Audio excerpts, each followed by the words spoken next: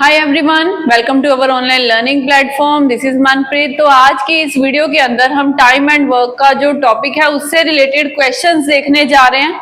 तो चलिए उसको स्टार्ट करते हैं। तो हमारा फर्स्ट क्वेश्चन है, A can do a piece of work in 15 days and B can do the same work in 12 days working together, then in how many days will they able to finish the work. अगर A और B का separately आपके पास time है तो आपको ये बताना है कि अगर दोनों मिलके काम करें तो कितने दिनों के अंदर वो जो काम है वो फिनिश हो पाएगा। सो इसके लिए आप क्या करेंगे, मैंने आपको बताया था आप एलसीएम मेथड यूज करो, जिसके अंदर आप ए और बी के जो नंबर ऑफ डेज अगर वो इंडिविजुअली गिवन है उन दोनों का आप लेंगे एलसीएम। तो यहाँ वैल्यूज है 15 और 12, जिसके अकॉर्डिंग हमारा एलसीएम 60 आएगा। एलसीएम 60 आया, सो हमने क्या निकालना है, पर डे उनकी एफिशिएंसी, उनकी स्पीड। तो यहाँ पे आ गई 4 और यहाँ पे हमारी आई 5।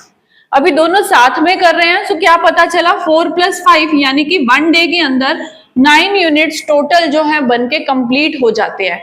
अभी दोनों को बनाने कितने हैं, तो 60 यूनिट्स बनाने हैं, इसीलिए हम क्या करेंगे, टोटल 60 को डिवाइड कर देंगे 9 के साथ और हमारे पास नंबर ऑफ डेज आ जाएंगे। तो जब दोनों को डिवाइड करते हैं तो हमारे पास वैल्यू बनती है 20/3। अब आप ऑप्शन की तरफ देखो, ऑप्शन में क्या है, अगर फ्रैक्शन वैल्यू है 20/3 तो हम उसको मार्क करेंगे। अगर डिवाइड करके मिक्स्ड फ्रैक्शन के अंदर आंसर बताया है सो हम उसको आंसर मार्क करेंगे। यहाँ फ्रैक्शन में है इसीलिए ऑप्शन बी आपका यहाँ पे करेक्ट आंसर रहेगा। तो फर्स्ट क्वेश्चन का आंसर है ऑप्शन नंबर बी।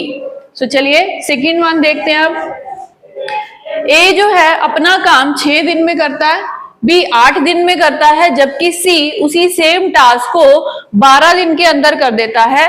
अगर तीनों मिलके सेम टास्क को कंप्लीट करे तो वो कितने दिनों के अंदर खत्म हो जाएगा। तो इसके लिए भी क्या करेंगे, अगर 3 पर्सन है तो हम 3 एरोज लगाएंगे। सबसे पहले मेरे पास ए का नंबर ऑफ डेज है 6, बी का है 8 एंड सी का है 12। सो इनके अकॉर्डिंग अगर हम एलसीएम ले लें, एलसीएम आता है हमारे पास 24, जिसके अकॉर्डिंग इसकी एफिशिएंसी 4, इसकी 3 और इसकी आ जाएगी 2। राइट, अब तीनों ने मिलके काम करना है तो हम तीनों को ऐड कर देते हैं। 4 + 3 7, 7 + 2 हमारा हो गया 9, यानी कि 1 डे के अंदर अगर तीनों मिलके काम करते हैं तो 9 यूनिट्स प्रिपेयर हो जाएंगे। अभी करने कितने हैं, 24, तो हम 24 को 9 के साथ डिवाइड करेंगे। अब फिर से वही बात है, फ्रैक्शन में आंसर है कि मिक्स्ड फ्रैक्शन में, तो फ्रैक्शन वैल्यू है जो ये 8 के टेबल पे आपका जाता हुआ आपको मिल रहा है। सो 8/3 हमारा इस क्वेश्चन में जो कि सी ऑप्शन में पड़ा है वो करेक्ट आंसर रहेगा। सो 2 क्वेश्चन हमने कर लिए, दोनों आपको क्लियर हो गए होंगे। हमारी फर्स्ट टाइप में से ये दोनों क्वेश्चन लिए गए थे। अभी चलते हैं नेक्स्ट वन पे। अगर आपको ये बोल दिया जाए कि ए किसी भी टास्क को 24 डेज में करता है, जबकि अगर वो बी की हेल्प ले ले वही सेम टास्क 20 डेज में कंप्लीट करता है, सो बताओ अकेला बी पूरा का पूरा काम कितने दिनों के अंदर फिनिश करेगा। सो इनमें भी क्या करना है, आपको एलसीएम ही यूज करना है, बट थोड़े से चेंज के साथ। क्या है वो चेंज, यहाँ पे आपको ए का तो अलोन का टाइम दिया हुआ है, बी का अलोन का टाइम नहीं दिया हुआ है, तो हमने ए का टाइम लिख दिया। अभी बी का अलोन का टाइम नहीं है तो यहाँ क्वेश्चन मार्क आ जाएगा। थर्ड पॉइंट यहाँ पे क्या आ जाएगा, आपके पास ये बोला गया है कि बी की हेल्प के बाद दोनों मिलके 20 डेज में काम खत्म करते हैं, यानी कि यहाँ पे आपके पास ए और बी का टुगेदर का वर्क दिया हुआ है जो कि 20 डेज में फिनिश होता है। सो इन दोनों के अकॉर्डिंग अगर आप एलसीएम लेंगे तो हमारे पास एलसीएम आएगा 120। आप ये मत बोलना कि बी जो है वो तो गिवन नहीं है, हम एलसीएम कैसे ले सकते हैं, जो 2 वैल्यूज है आप उनके अकॉर्डिंग एलसीएम ले सकते हो। सो जब मैंने एलसीएम लिया, यहाँ पे मेरे पास वैल्यू आ गई 5 और यहाँ पे वैल्यू आ गई 6। राइट, तो अभी ये देखो कि ए अकेला एक दिन में 5 यूनिट बना लेता है, बट अगर जो दोनों मिलके करे तो 1 डे के अंदर अंदर 6 यूनिट बनते हैं। अब मिलके 6 और ए अकेला 5, यानी कि इन दोनों का जो डिफरेंस है वो 1 यूनिट बी बनाता होगा, है ना, कॉमन सी बात है ये। अभी यही क्वेश्चन पूछ रहे हैं, हमें यहां से पता चल गया कि बी की पर डे एफिशिएंसी 1 यूनिट बनाने की है और उसने टोटल बनाने हैं 120 यूनिट। तो अगर एक दिन में एक बनाता है, टोटल 120 बनाने के लिए उसको कितना टाइम लगेगा, हम दोनों को डिवाइड कर देंगे, हमारे पास बी का आंसर आ जाएगा जो कि यहाँ पे मिला मुझे ऑप्शन बी के अंदर। सो बी यहाँ पे आपका करेक्ट आंसर रहेगा। So let's move to the next one. So यहाँ इस क्वेश्चन के अंदर आपके पास अभी पेयर में काम कर रहे होंगे दोनों पर्सन। जैसे कि पहले बोला कि बी और सी मिलके 12 दिनों में करते हैं, ए और सी मिलके 8 दिनों में करते हैं, जबकि तीनों मिलके साथ में करें तो 6 दिन में करते हैं। आपको ये बताना है ए और बी मिलके अगर सेम टास्क करे तो इनको कितने दिनों में करेंगे। सो इस क्वेश्चन को हम कैसे अटेम्प्ट करेंगे, ये पेयर में काम कर रहे हैं इसीलिए हमारा 3 तो पेयर वाले हो गए जब 2-2 पर्सन कर रहे हैं और एक जिसमें ये तीनों मिलके काम कर रहे हैं, तो हमने 4 एरोज यूज किए। सबसे पहले यहाँ पे आपके पास ए और बी का हम लिख लेते हैं, इन दोनों का एक पेयर है, एक पेयर है बी और सी का, एंड जो थर्ड वन पेयर है वो है ए और सी का, राइट। और एक पेयर है इन तीनों का यानी कि ए प्लस बी प्लस सी। सबसे पहले आप ये देखो ए और बी का तो क्वेश्चन मार्क है क्योंकि यही पूछा गया है, तो इस पे तो हमने क्वेश्चन मार्क लगा दिया एज इट इज। बी और सी का काम उन्होंने बोला है कि वो 12 दिन के अंदर होता है। सी और ए का काम यानी कि ए और सी का काम 8 दिन में होता है, जबकि तीनों मिलके 6 दिन में करते हैं। आपके पास फिर से कुछ वैल्यूज आ चुकी हैं जिनके अकॉर्डिंग आप एलसीएम ले सकते हैं। सो ये एलसीएम कितना हम लेंगे, हम ले लेते हैं 24, जिसके अकॉर्डिंग इन तीनों की जो एफिशिएंसीज निकल आई वो कुछ ऐसी निकल आई 2, 3 एंड 4। अभी आपको क्या करना है, यहाँ पे थोड़ा सा इस क्वेश्चन को स्मार्टली अगर देखोगे आपका आंसर जो होगा वो ज्यादा टफ नहीं रहेगा। अब देखो तीनों मिलके एक दिन में 4 यूनिट्स बना लेते हैं। आप किसी भी एक पर्सन को किसी भी एक पेयर को इनमें से ले लो, जैसे कि तीनों मिलके एक दिन में अगर 4 बना लेते हैं, मैं बोलूं ए और सी जो थे ना इनमें, एक मिनट इसका कलर चेंज कर दे फिर आपको क्लियर रहेगा। तीनों मिलके तो 4 बनाते हैं, इनमें से अगर मैं ए और सी को ले लूं, ये दोनों जो है ये मिलके 3 पेयर बना देते हैं। इनमें से टोटल तीनों मिलके 4 बनाते हैं, जिनमें से ये दोनों पर्सन ए और सी 3 बनाते हैं। तो जो रिमेनिंग होगा वो कौन बनाएगा, आपका आंसर मिल जाएगा। वो रिमेनिंग जो एक पेयर है ना वो ए बनाता होगा, पक्की बात है ये, है ना। नहीं समझ में आया तो ये देखो a प्लस बी प्लस सी ये मिलके ना एक दिन में 4 यूनिट बनाते हैं, जबकि इनमें से जो a और c है ना वो एक दिन के अंदर 3 यूनिट बना देते हैं। अगर मैं दोनों को माइनस कर दूं, इसमें कौन मिस है, b मिस है ना, तो जो दोनों का डिफरेंस है वो b को जाएगा ना। तो b का आंसर आपको मिल गया कि b एक दिन के अंदर 1 यूनिट बना पाता है। ऐसे ही आपको तीनों का एक का यूनिट निकालना होगा जिन की यहाँ पे रिक्वायरमेंट है। तो मैंने ये तो निकाल दिया कि बी एक दिन में 1 ही बनाता है। अभी ए और सी में से अगर मुझे ए निकालना है, मैं फिर से ऐसे इंफॉर्मेशन यूज करूंगी जहां मुझे ये पता है कि ए बी और सी मिलके तो 4 बना लेते हैं, जिनमें से बी और सी अगर मैं इन दोनों को हटा दूं मेरे पास ए रह जाएगा। बी और सी एक दिन में 2 यूनिट बना पाते हैं, है ना। अगर बी और सी 2 बना पाते हैं तो रहता हुआ 2 कौन बनाएगा, ए बनाएगा। मिल गया आपको आपका आंसर कि रहता हुआ 2 यूनिट ये बनाएगा ए पर्सन जो हमारे पास रह गया। अभी मुझे क्या समझ में आ रहा है कि अगर इनमें से 2 यूनिट ए बना रहा है, 1 यूनिट बी बना रहा है, तो सी भी कितने बनाएगा, सी भी 1 ही बनाएगा, तभी जाके 4 यूनिट बनेंगे। तो इस क्वेश्चन को अटेम्प्ट करने का यही सेम मेथड आपको फॉलो करना है। अब आगे करें तो क्वेश्चन में क्या बोला गया था कि ए और बी, अभी मुझे पता चल चुका है कि ए की एफिशिएंसी है यहाँ पे 2 यूनिट्स बनाने की, जबकि बी की एफिशिएंसी है यहाँ पे 1 यूनिट बनाने की। तो कुल मिला के दोनों अगर पेयर में काम करे तो 3 यूनिट्स बन जाते हैं, जबकि इनको बनाने हैं 24 यूनिट्स। तो अगर एक दिन में दोनों मिलकर 3 बनाते हैं तो 24 बनाने में कितना टाइम जाएगा। आप टोटल यूनिट्स को उनके पर डे के यूनिट से डिवाइड कर दो, आपके पास आपका आंसर बन गया, दैट इज 8। सो 8 यहाँ पे ई ऑप्शन करेक्ट आंसर था। समझ में आ गया, ई हमारा इस क्वेश्चन में जो था वो राइट आंसर था। अभी हम चलते हैं हमारे नेक्स्ट क्वेश्चन पे। ये जो नेक्स्ट क्वेश्चन है ये आपसे क्या पूछ रहा है कि अगर ए और बी अपने टास्क को जो है 72 डेज और 18 डेज में करते हैं, और अगर ए ने काम शुरू किया और ऑल्टरनेटिवली काम चल रहा है, तो बताओ पूरे का पूरा वर्क कितने दिनों में होगा। आपने अगर ऑल्टरनेट का केस नहीं समझा तो पहले आपको ऑल्टरनेट का मतलब पता होना चाहिए। ऑल्टरनेट का मतलब होता है किसी काम को पहले एक दिन एक बंदा करेगा, दूसरे दिन दूसरा पर्सन करेगा, तीसरे दिन फिर पहले वाला, चौथे दिन फिर दूसरे वाला, ऐसे काम चलेगा। मतलब ड्यूटीज की तरह आप बोलो कि पहले दिन एक ने करना है काम, दूसरे दिन दूसरे ने करना है, सो ऑन, ऐसे काम चलता जाएगा। दोनों एक साथ एक दिन में काम नहीं करेंगे। समझ में आई बात? तो यहाँ पे आपके पास अगर ये बोल दिया जाए कि ऑल्टरनेटिवली काम चल रहा है, तो वही सेम टास्क कितने दिनों में खत्म होगा। तो हमें क्या करना होगा, फिर से इस केस के लिए एलसीएम मेथड ही रखेंगे हम हमारे सभी केस के लिए। ए 72 डेज में करता था, जबकि बी 18 डेज में करता था। अभी आपको क्या करना है, 72 और 18 का लेना है एलसीएम, जो कि आया 72, और इसके अकॉर्डिंग इन दोनों की जो एफिशिएंसी आ गई वो आ गई 1 और 4। यहां तक का स्टेप बिल्कुल सेम था जैसे हम पिछली टाइप तक कर रहे हैं। अभी क्या करना है इसके आगे आपको, अभी ऑल्टरनेटिवली काम चल रहा है, तो ये बात थोड़ी सी ध्यान से सुनना। मतलब क्या होगा कि पहले दिन ए आएगा, क्योंकि स्टार्टिंग ए से हो रही है, आप ये जरूर देख लेना क्वेश्चन में, ए से स्टार्टिंग हो रही है, तो पहले दिन ए आया, ए ने अपना 1 यूनिट बना दिया। नेक्स्ट डे आया बी की टर्न, बी ने अपने 4 यूनिट बना दिए। तो यहां से मुझे क्या पता चला कि फर्स्ट एंड सेकेंड डे के अंदर कुल मिला के 5 यूनिट तैयार होते हैं।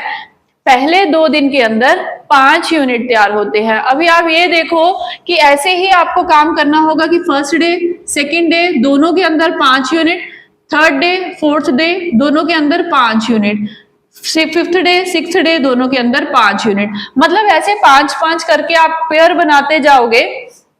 तो कब तक ऐसा पेयर आपको बनाना है, जब तक आपके पास 72 यूनिट्स नहीं पूरे कंप्लीट हो जाते।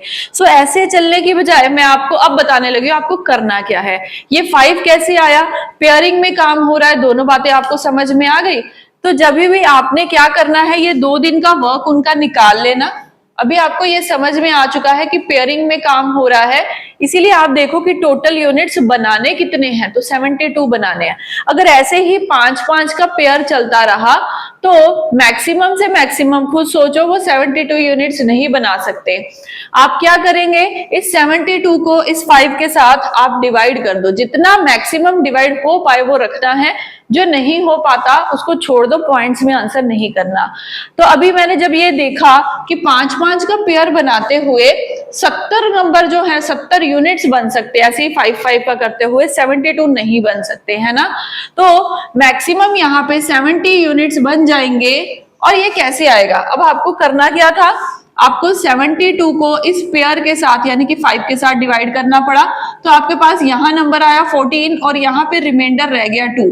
ये स्टेप समझ में आया, जो पूरा पूरा डिवाइड हो गया ना, यानी कि ये जो 14 है इसी से ही आपका नंबर ऑफ डेज निकलेंगे। आप क्या करेंगे, आपको पता चल गया कि 2-2 का पेयर बन रहा था, तो जो यहाँ पे डिवाइड करके नंबर आया उसको आप 2 बारी लिखेंगे, 14 + 14।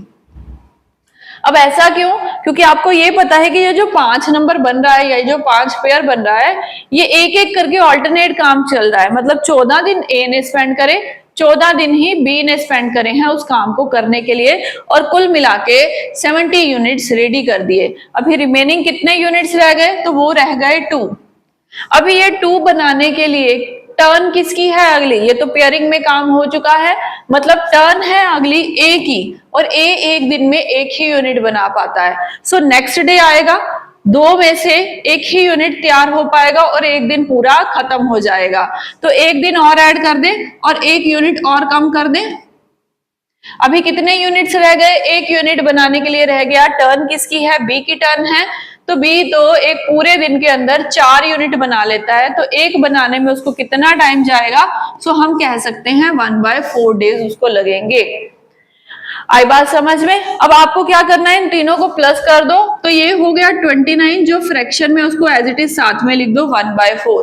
तो इतना टाइम लगेगा उन दोनों को ये काम ऑल्टरनेटिवली करने के लिए। सो 29 1/4 यहाँ पे हमारा करेक्ट आंसर था, जो कि ऑप्शन डी में पड़ा था। ऑल्टरनेट का केस है और ये ऑल्टरनेट का टॉपिक आपको यहाँ पे समझ आ गया होगा, ठीक है। अभी हम चलते हैं हमारे नेक्स्ट क्वेश्चन पे। हाँ जी, तो इस क्वेश्चन में क्या है, अगर ए और बी मिलके किसी काम को 30 दिन में करते हैं, बी एंड सी मिलके उस काम को 20 दिन में करते हैं, और ए एंड सी, यहाँ पे ये हटा लेना, ए एंड सी उसी काम को 20 दिन में करते हैं, they all work together for 10 days, then B और सी लीव कर गए, सो ए को कितने दिन लगेंगे काम को खत्म करने के लिए। अब ये देखो लेफ्ट वाला केस हो गया जो मैंने आपको समझाया हुआ है। अभी लेफ्ट वाले भी केस में क्या होता है, कोई एक पर्सन बीच में काम छोड़ के चला जाता है, उस टाइप के क्वेश्चन को आप कैसे अटेम्प्ट करेंगे। फिर से हम ए बी और सी है, तीनों का एलसीएम लेंगे, जहां ए अपना वर्क ए और बी अपना वर्क 30 डेज में करते थे, आगे है बी और सी जो अपना सेम टास्क 20 दिन में करते हैं, एंड फिर है ए और सी जो अपना सेम टास्क 20 दिन में करते हैं। ठीक है, तो अभी हमें क्या करना होगा, इनके अकॉर्डिंग एलसीएम लेके इनकी पर डे एफिशिएंसी निकालनी होगी और तीनों की इंडिविजुअली निकालनी होगी। देखो पिछला एक क्वेश्चन किया था, वहां पे क्या मिला था हमें, ए बी और सी तीनों का टाइम दिया हुआ था, तो हम दो को माइनस करके एफिशिएंसी एक एक की निकाल रहे थे। यहाँ पे हमें ऑल का वर्क नहीं दिया, फिर भी हम ये पर डे तीनों की अलग से एफिशिएंसी निकाल सकते हैं। उसके लिए आपको सबसे पहले एलसीएम लेना होगा। सो एलसीएम अगर यहाँ पे लिया जाए, चलो एलसीएम ले लेते हैं, यहाँ पे हमारा 60 आ गया, जिसके अकॉर्डिंग ये 2, ये 3 और ये भी 3 रहेगा, राइट। सो हम यहां से अगर कैलकुलेट करने जाएं तो क्या करें, इन तीनों को आप कर दो प्लस, तो 3 + 3 6, 6 + 2 8 हो गया। अभी ये बात क्या हुई, 8 हो गया। मुझे इस क्वेश्चन में ना कुछ मिस्टेक लग रही है, इसीलिए बार बार रुकने को मन कर रहा है। यहाँ पे इस क्वेश्चन को आप डाउट में रखिए, क्योंकि ये क्वेश्चन में कुछ ना कुछ मिस्टेक है, इसको छोड़ दो क्वेश्चन को, कुछ गलतियां हैं इस क्वेश्चन में, टाइपिंग एरर है, मैं करेक्ट करवा दूंगी इसको नेक्स्ट में। ठीक है, अभी हम नेक्स्ट पे चलते हैं, कुछ ना कुछ उसमें गड़बड़ है क्वेश्चन में, बहुत चीजें अलग सी पूछी गई हैं। P जो है वो थ्राइस है जितना गुड है Q and therefore become able to finish a job in 48 days less than Q, working together they do it in। अभी ये क्वेश्चन क्या है, एफिशिएंसी रिलेटेड। एफिशिएंसी की बात आपको पता है कि अगर ऐसे लाइन लिखी हो कि P जो है वो थ्राइस है एज गुड एज Q, तो हम एक रेशो बना लेते हैं, वो रेशो बनाते हैं। चलो वो रेशो को क्या बोलेंगे, कहते हैं जितना भी Q अच्छा है P उसका भी 3 गुना है, मतलब उसके 3 गुना स्पीड पे काम करता है। तो आपको ये पता चल गया कि स्पीड की बात करी जा रही है, यानी कि एफिशिएंसी की बात करी जा रही है। अगर मैंने बोला कि Q रेशो में 1 जो है स्पीड से काम करता है, सो P उससे भी 3 गुना स्पीड पे काम करता है, तो रेशो बन गई एफिशिएंसी की 3:1। अभी इन्होंने क्या बोला, therefore able to finish a job in 48 days less than Q। अभी वो काम को खत्म करने के लिए Q से 48 डेज कम लेता है। So what does it mean, तो उसको समझने से पहले आपको ये समझना होगा कि जब भी आपके पास एफिशिएंसी की रेशो बने, ध्यान से सुनना, अगर आपको ये पता है कि P और Q को सेम टास्क खत्म करना है और दोनों की अगर आपके पास एफिशिएंसी की रेशो है, तो एफिशिएंसी का ही इनवर्सली प्रोपोर्शनल हो जाता है टाइम, यानी कि जो एफिशिएंसी की रेशो होगी उसका उल्टा कर दो, टाइम की रेशो आ जाती है। सो यहाँ हम एफिशिएंसी को अगर उल्टा कर दे, टाइम की रेशो बनेगी 1:3। ये बात समझ में आ गई। अभी उन्होंने क्या बोला है कि P जो है 48 डेज कम लेता है Q से किसी काम को करने के लिए, मतलब दोनों के बीच में जो गैप है वो 48 डेज का है ना। तो हम क्या करेंगे, रेशो का कंसेप्ट यूज कर ले। मेरे को पता है कि दोनों के बीच में रेशो के अकॉर्डिंग डिफरेंस जो आ रहा है टाइम के बीच में वो 2 का आ रहा है, जबकि दोनों में एक्चुअल डिफरेंस 48 का है। सो अगर मैंने यहां से निकाला तो मेरा 1 यूनिट 24 के बराबर आ गया। सो मेरा 1 यूनिट 24 के इक्वल है। मुझे अब क्या करना है, working together they do it in. तो मुझे पहले तो इन दोनों का टाइम पीरियड एक्चुअली नंबर्स में निकालना होगा। सो वो निकाले तो 1 × 24 किया तो मुझे पता चल गया कि P ले रहा है 24 days to complete a work, और ऐसे ही अगर Q का निकालें तो Q लेता है 24 × 3 यानी कि 72 डेज का टाइम। आपको दोनों का टाइम पीरियड पता चल गया। अभी आपको आगे क्या करना होगा, इसको हम थोड़ा इरेज कर दे यहां से। मुझे उन्होंने पूछा कि वर्किंग टुगेदर, तो मेरे पास दोनों का इंडिविजुअली टाइम पीरियड आ गया है 24 और 72, इसका एलसीएम लेके हम इनका वर्किंग टुगेदर का टाइम निकाल सकते हैं। तो वो आ जाएगा 3 + 1 4 एफिशिएंसी के अकॉर्डिंग। अभी 72 को 4 से डिवाइड करा, सो मेरे पास आंसर निकला 18। सो यहां से हमें पता चला कि इसका राइट आंसर है ऑप्शन ए, दैट इज 18। सो 18 यहाँ पे आपका सही आंसर है। और ये कंसेप्ट आपको समझ में आया होगा। यहाँ हमने क्या सीखा, एफिशिएंसी के बारे में अगर बोल दिया जाए, रेशो बनाने को कह दिया जाए, कुछ इस फॉर्म में कहा जाए, एफिशिएंसी का उल्टा होता है टाइम की रेशो। Right, clear? सो चलिए नेक्स्ट वन पे चलते हैं। एक और एफिशिएंसी रिलेटेड क्वेश्चन है यहाँ पे कि अगर ए जो है वो 30% मोर एफिशिएंट है बी से एंड वो अकेला 23 दिन में काम कर लेता है, तो अगर दोनों को मिलके करना हो कितने दिन लगेंगे काम खत्म करने के लिए? सबसे पहले ये क्या लाइन आ रही है आपके पास, एफिशिएंसी की लाइन है। तो चलो रेशो बना ले एफिशिएंसी की। सो ए रेशो बी है, एफिशिएंसी की रेशो रहेगी यहाँ पे 30% मोर का मतलब क्या है, अगर मैंने मान लिया कि ये 100 है बी, तो ए उससे 30% ज्यादा होने के कारण 130 होगा। अगर इसी को रेशो में बोला जाए तो कितनी रेशो निकलेगी, 13:10 की रेशो आ जाएगी एफिशिएंसी की। बट टाइम के बारे में पूछा है, सो एफिशिएंसी का अगर उल्टा कर दे सो टाइम की रेशो रहेगी 10:13। ये क्वेश्चन का लेवल थोड़ा हार्ड है, तो थोड़ा ध्यान से समझना। टाइम की रेशियो आ गई 10 और 13। अभी उन्होंने बोला है कि ए अकेला 23 दिन में करता है। अब देखो मेरे पास ए की रेशियो है, ए का एक्चुअल टाइम पीरियड है, तो अगर मैं इन दोनों को डिवाइड कर दूं तो क्या मिलेगा, अगर आपने रेशियो अच्छे से लगाई है तो एक कॉमन मल्टीपल मिलेगा मुझे। वो क्या होगा, 23/10 का कॉमन मल्टीपल। अगर ये 23/10 का कॉमन मल्टीपल है, ये भी 23/10 का कॉमन मल्टीपल होगा, हम दोनों को कर देंगे मल्टीप्लाई, तो यहां मुझे एक वैल्यू मिल जाएगी। इसका एक्चुअली टाइम पीरियड पता है, हम उसका निकाल लेते हैं। तो उसके लिए क्या करें, 23 को 13 से मल्टीप्लाई करने के लिए पहले तो 10 से मैंने कर दिया, फिर मैंने 3 से करा, सो मेरे पास यहाँ पे आ जाता है 69। और मुझे पता चल चुका है कि 13 × 23 299/10 रहता है। मेरे पास दोनों के डेज आ गए। मैं फिर से यहाँ लिख देती हूँ कि ए अपना काम अगर अकेला करे तो वो 23 डेज में करेगा, अगर सेम टास्क बी करे तो वो 299/10 डेज लेगा। अब पॉइंट यहाँ ये भी है कि ये तो फ्रैक्शन में है, ये फ्रैक्शन में नहीं है, तो इसको फ्रैक्शन में चेंज करने के लिए 10 से रैशनलाइज कर दे, तो ये इसके डेज आ गए 230/10 और बी के डेज तो मेरे पास है ही फ्रैक्शन में। अब आपका क्या करो, थोड़ा सा आपका काम क्या बढ़ गया, मैंने बोला था ना हार्ड लेवल का क्वेश्चन है, इसीलिए क्योंकि वैल्यूज फ्रैक्शन में है। तो अब हमें वर्किंग टुगेदर निकालना है, उसके लिए क्या करें, इसके डेज है 230/10, कोई जीरो कैंसिल नहीं करेगा, फिर आप यहीं पहुंच जाओगे और क्वेश्चन सॉल्व नहीं होगा। ये हमने लिया तो 299/10।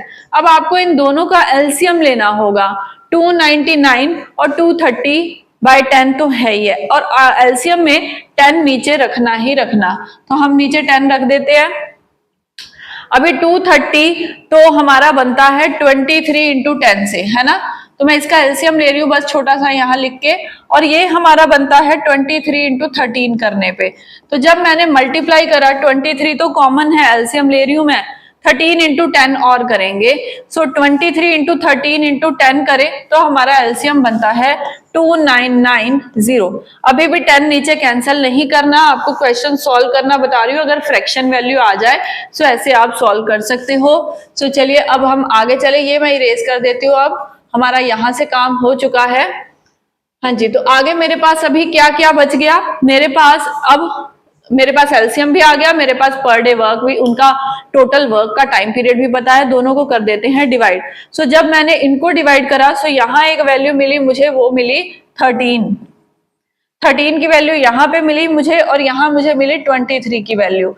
अब दोनों को कर दो आप प्लस, तो दोनों को प्लस करेंगे तो यहाँ 36 मिलेगा। लेट मी जस्ट चेक कि यहाँ पे हमने क्या किया था, 23 × 10, यहाँ हमने किया था 23 × 13, तो 23 तो मेरे पास यहाँ था ही, 230 मेरे पास गया, तो यहाँ मेरे पास बचता है 230 गया तो मेरे पास 13 ही बचेगा यहाँ, तो इंटू 13, यस बिल्कुल सही है। और यहाँ 299 है मेरे पास, तो मेरे पास 10 बचेगा यहाँ ना, 10 बचेगा मेरे पास यहाँ पे। सो यहाँ हमारे पास आ चुका है 10, तो अगर हमारे पास यहाँ 10 है, अभी दोनों को कर दो प्लस, तो दोनों का प्लस हो गया 23। अभी बस आपको डेज निकालने हैं, तो क्या करें, 299/10 को अगर मैं 23 से डिवाइड करना है तो 1/23 यूज कर लूं।